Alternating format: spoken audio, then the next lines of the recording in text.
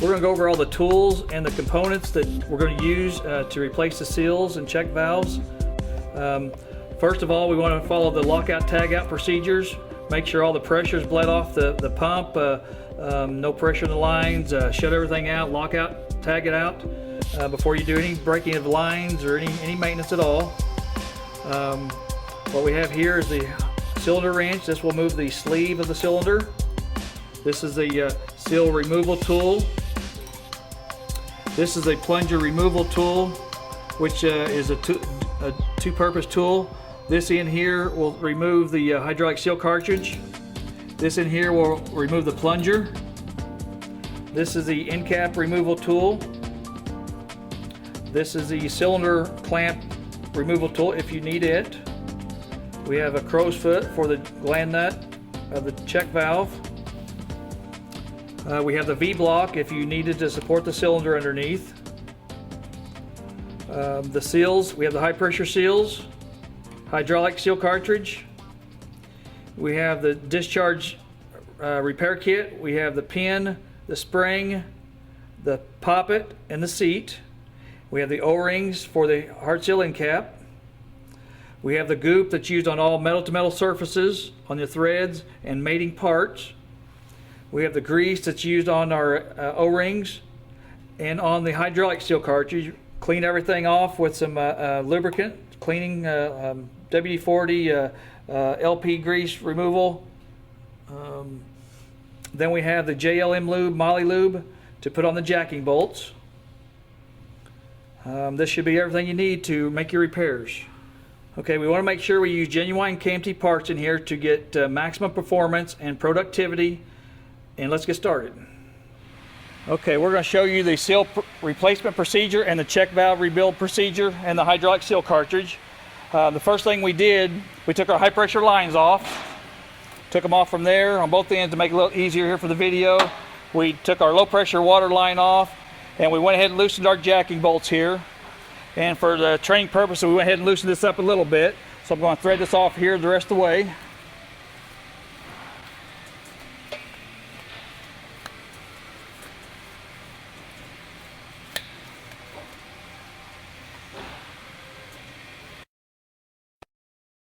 And we'll pull the sealing head out. Sometimes your seals will stay in the cylinder, sometimes it will stay on the sealing head.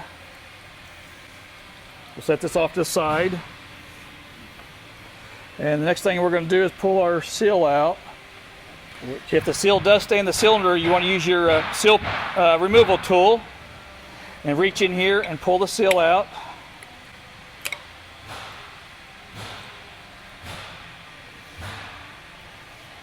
That's the rest of it. The other part stayed on the sealing head. So this is your seal assembly. We're going to put a new one in. But if these are bad, water's going to be dripping out of your weep holes on your end cap here. So the next thing we're going to do is remove the high pressure cylinder. Before you remove the cylinder, it's a good idea to use the V-block here. It's an adjustable V-block so you can support the cylinder. So when you unthread it, when it comes out, it doesn't just fall down all at once. So you can slide it underneath the cylinder and then adjust it. Or just support the cylinder just a little bit. Then we can take our cylinder removal wrench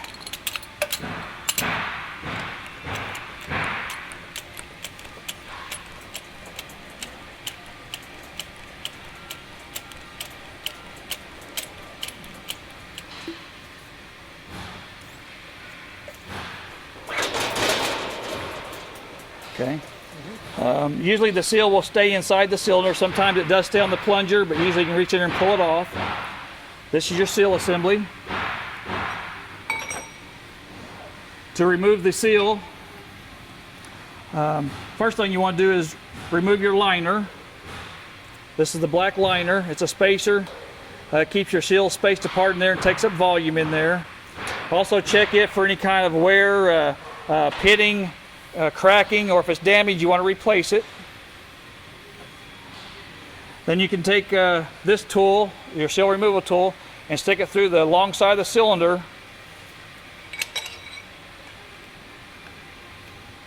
and tap your seals out.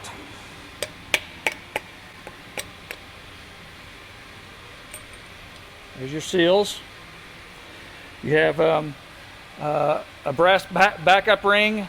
You have two beveled seals. Normally these will have red on one side, but they've been there for a while. The red will be washed off. You have an O-ring seal that'll go in either direction, and then you have a other O-ring with one side facing towards the cylinder, the open side. We'll show you that when we go put it back together. While we got the cylinder off, we're going to go ahead and show you how to replace a hydraulic seal cartridge inside there. If you have oil coming out of here on the bottom, then the seal cartridge would have to be replaced. And very important, before you pull your seal cartridge out, you of course power down the machine and remove the PROC switches up here on top, or at least the one that you're going to be working on. This will drain the oil back down through the system, so you don't have a bunch of oil coming out around the seal cartridge. And you usually want to wait maybe 3 to 5 minutes to allow the oil to drain down so you don't have some coming out. Just be careful not to lose the screws here and the little spacer and the O-ring. The little spacer has a groove in it for one side for the O-ring to go in, and the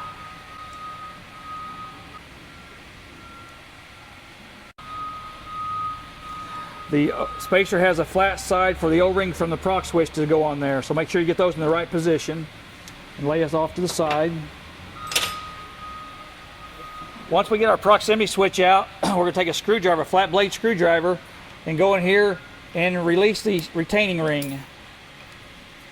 This is a snap ring that holds the retaining flange in. And then we're going to go in here and remove the retaining flange. And also, once you have it out, before you put it back, clean it out, clean the holes out, clean everything off, make sure it's not cracked or damaged. This is your seal cartridge removal tool. There's some internal threads there. The hydraulic seal cartridge has a couple threads on the outside, so you can take this and thread it in.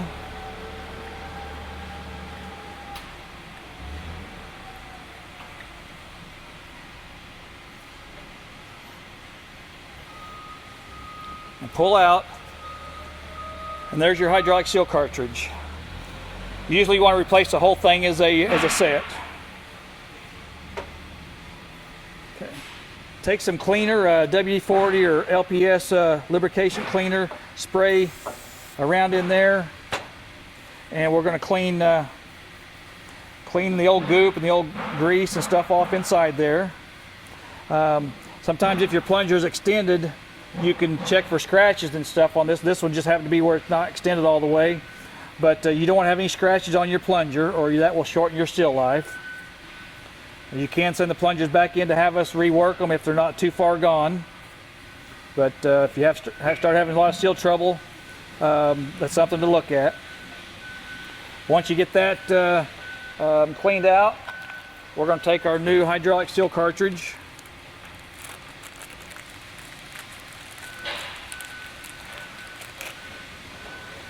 Clean my fingers here pretty good so we don't get dirt inside there. We're going to take some FML-2 grease. This is what we use on the seals, on the hydraulic seals and stuff. Put some on the inside, just a little bit on the outside. We're going to take our tool and thread our seal back in there. Then we're going to push it on the plunger.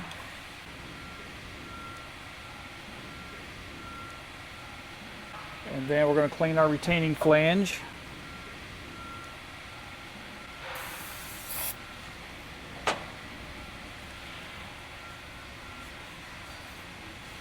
If you have an air hose handy, sometimes it's a good idea to blow it out with air.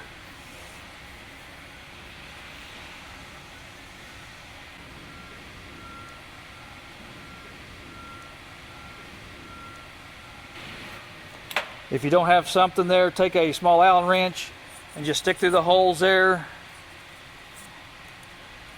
and make sure they're clear, no debris or grease or anything.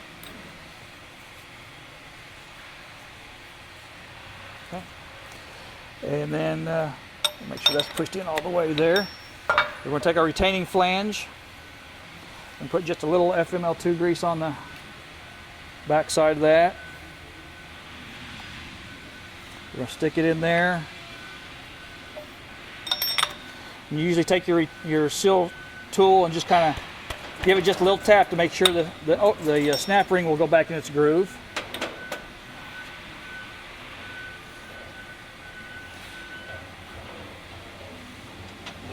We'll take the snap ring, start it down in there, get one side started.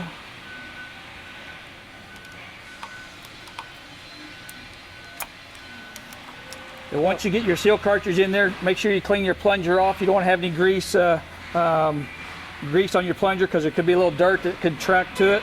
So clean off really good before we put our seals on. And we'll take our high pressure seals.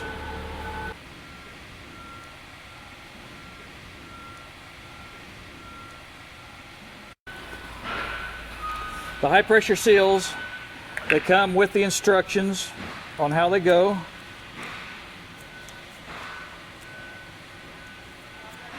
Get it open there.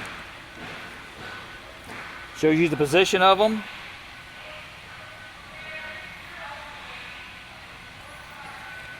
And it also kind of gives you directions. Very important to make sure you get them in the right position. So our packing follower goes on first. The backup ring with the red faces the brass. The other backup ring with the red faces the brass also. This one can go either position. But this one here with the O-ring facing out, you want to make sure it goes out. And then we'll take a little FML-2 grease and put on our seals on the inside. And then we're going to take just a little bit and go on the outside of the seal just a little bit.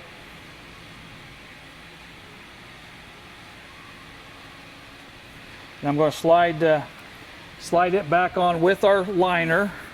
Make sure your liner's in good condition. We're going to clean that plunger off again. And then we can go ahead and slide our liner on.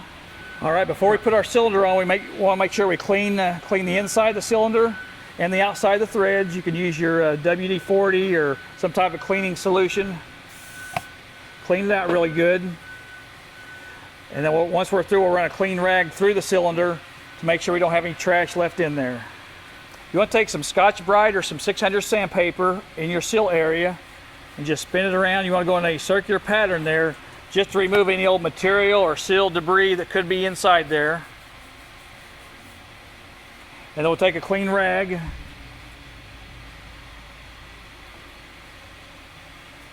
we're going to run down through there.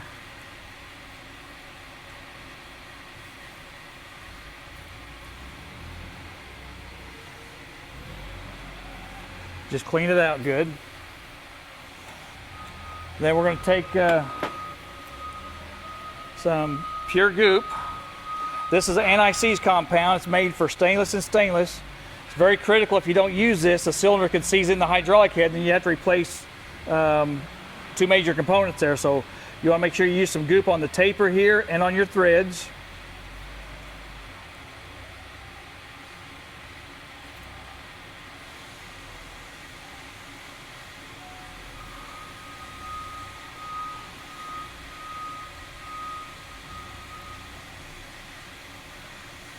Okay. Then we'll take just a little bit of the FML-2, just go right there on the chamfer of the cylinder there just a little bit. Make your seal start. And then we're going to set it back over here and we're going to slide it in. Okay, I just removed it from the top pan here and brought it down here, and I'm cleaning this other side real good. Make sure you clean it on the threads here, on the outside, the inside. You know, if you need to, if you got any little burrs or anything, use some Scotch-Brite or some 600 sandpaper and go in there and polish it out. Rotate it around. Then we'll run a rag through it. Another critical thing here is, if you note right here, it says seal head this end. You want to make sure you always put the cylinder back in the same position so the seals will set properly every time. So it's always marked on here, seal head this end. All right, we're going to slide this on. and thread it in. Just thread it in the rest of the way.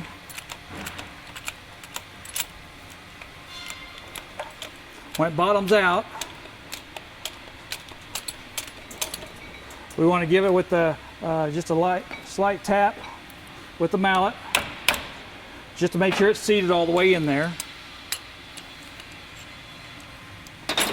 And then the next thing I would do would be put the PROC switch back in up here so we don't forget. So we'll get our spacer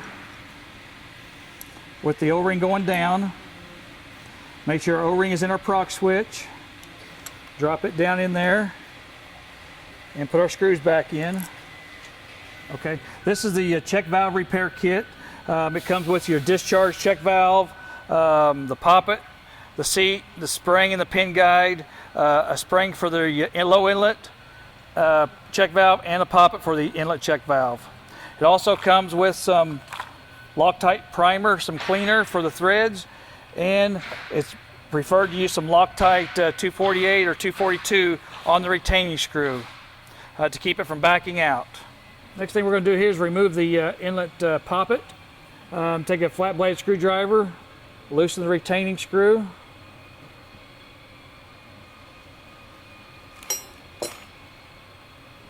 You have a spring, and you have the poppet retainer, and you have the poppet. This is a replaceable item. Once it's used on one side, you can flip it over and use the other side. But this surface right here is what we want to polish with our sandpaper and glass to make sure we have a smooth finish to make the poppet work properly. Now we'll show you that procedure.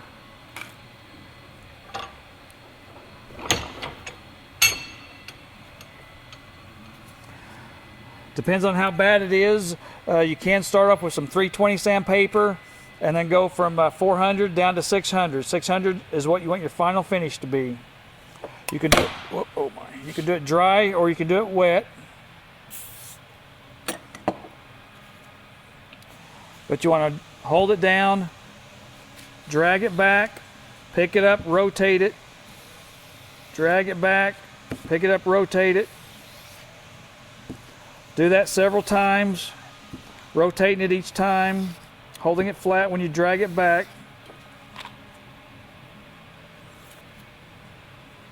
And make sure you get a good finish like that. If you see any dark spots around it or pitting, you may have to go farther with it or machine it down a little further.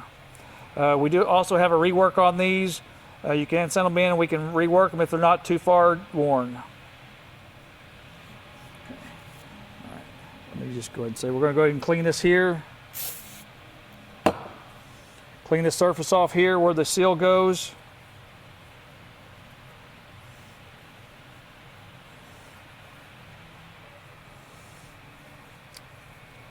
All right. The next thing we're going to do, we already loosened up this here. This is the discharge gland nut. We're going to take the discharge poppet out.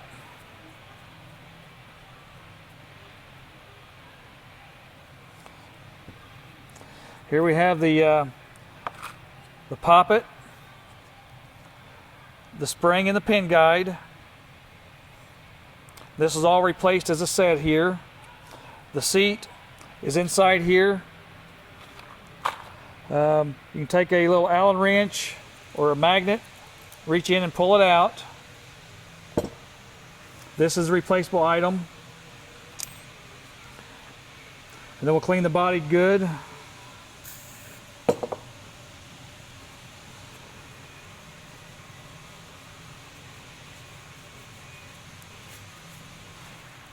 Can't take an air hose and blow through there.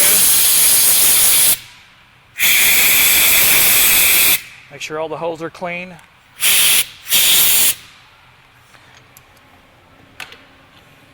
These holes here are where the inlet water comes in. You have an O-ring that sets on both sides of there to prevent leakage, and they can be replaced if they need to be. Okay. Once we get our seal head polished off and clean, we're going to take our new poppet. We're going to slide it over the poppet retainer. At this point, we're going to leave the spring off of it, and we're going to put just a little bit of Loctite on the threads. You don't want to get any Loctite on the face of the poppet or the face of the seal head. When you thread there, make sure it bottoms out. And I'm going to go ahead and tighten it down.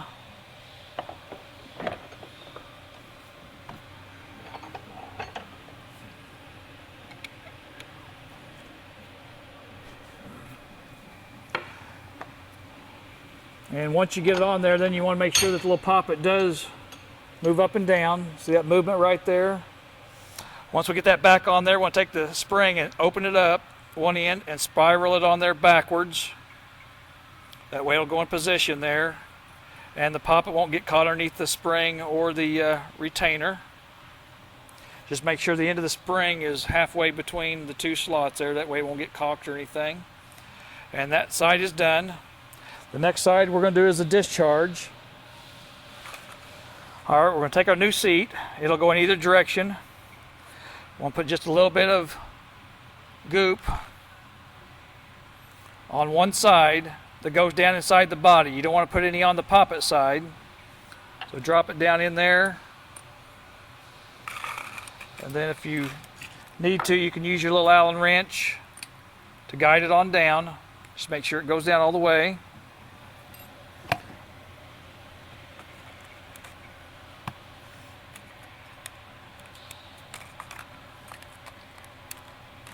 Then we're going to take our new pin guide and our spring.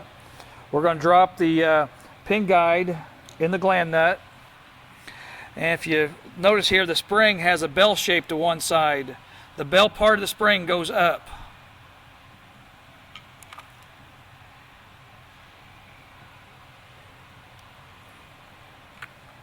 Then we take our new poppet, drop it in. Make sure it bounces up and down. Then we're going to put some goop on the threads. And if you put any on just on the very face of the gland nut there, you don't want any on the top side of your poppet. If you do, take a rag and wipe it off.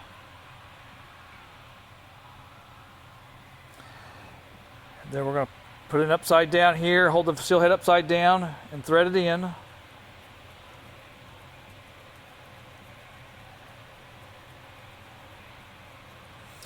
And we're going to torque this to 130 foot-pounds using a crow's foot.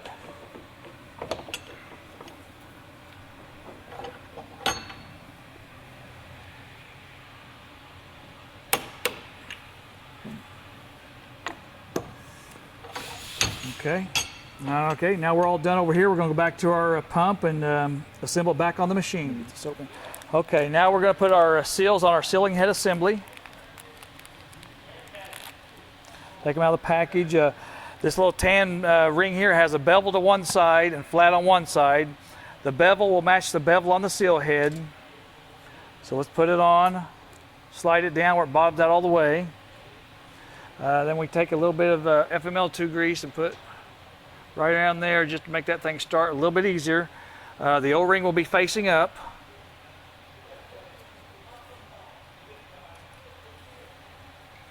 And then we'll take a little bit of that and put it on the outside there. And we'll also take a little bit of that FML-2 grease and put on the chamfer of the cylinder there. And then we'll take our goop and put some on the threads of the cylinder.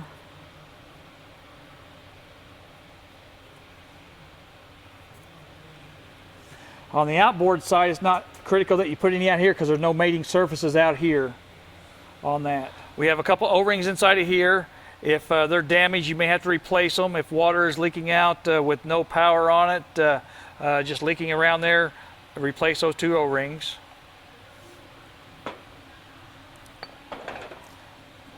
I'm going to take a little bit of FML-2 grease, put right around there. Just from this, so when the O-rings go, slide over there, they won't damage. I'm going to drop it in. Before you go back, you want to remove your jacking bolts and make sure you clean them off really good and re-lube them with some JLM lube. Just on a few on the threads there and on the face of them. Do that on all of them. That way it'll prevent them from seizing up in there, and your torque will be properly when you go put it back together.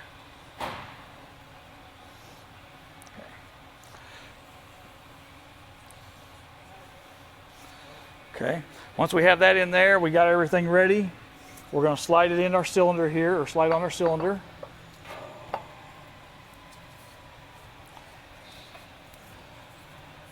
Get it started till you feel the seal head start to go in place there. You can use it to press it in.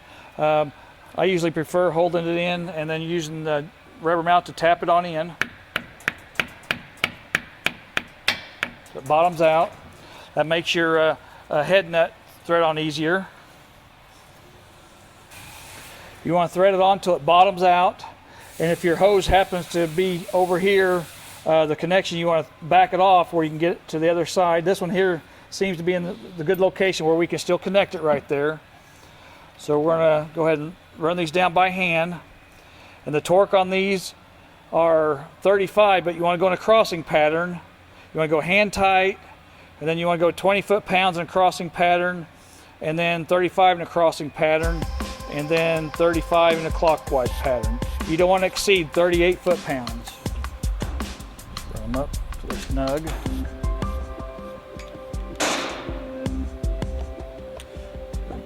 Torque 1, 20. That was 20. 20. 20. And I'll go up to 35.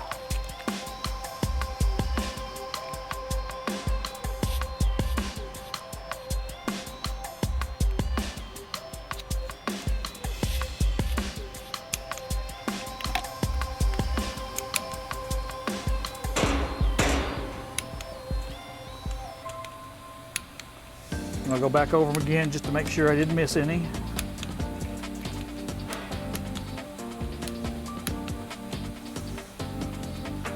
Then we're ready to put our inlet water line on.